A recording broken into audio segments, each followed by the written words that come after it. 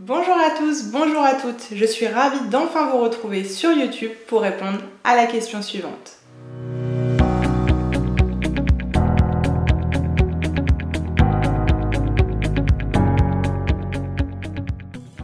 Je suis le seul héritier de mon père et à son décès, j'hérite de la seule chose de valeur qu'il possède, son appartement, estimé à 150 000 €.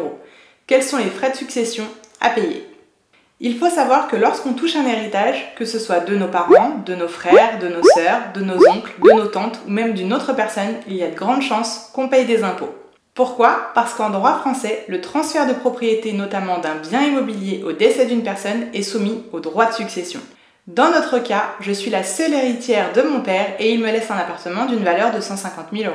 Ce qu'il faut savoir, c'est qu'en tant qu'enfant du défunt, je bénéficie d'un abattement de 100 000 € tous les 15 ans. Pour bénéficier de cet abattement de 100 000 € au complet, je ne dois pas avoir reçu une donation de la part de mon père à hauteur de 100 000 € les 15 dernières années. Donc si vous avez perçu 100 000 € en l'an 2000, l'abattement s'est régénéré et vous pouvez à nouveau bénéficier de cet abattement à 100%.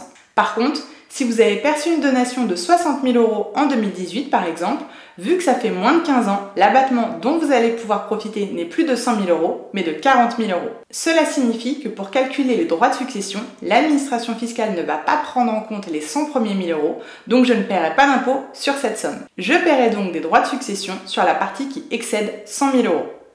Dans mon cas, les droits de succession seront calculés sur les 50 000 € restants. Comme pour le calcul de l'imposition sur le revenu, les droits des successions vont être calculés par tranche. Chaque tranche étant soumise à un certain pourcentage et il existe 7 tranches allant de 5 à 45%. En plus de ces droits de succession, vous devrez payer forcément les frais de notaire, mais aussi notamment l'attestation immobilière.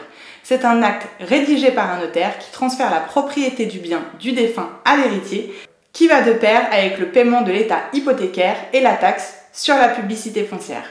Voilà, c'est tout pour moi pour aujourd'hui. J'espère que cette vidéo vous aura aidé. À la prochaine, bye bye.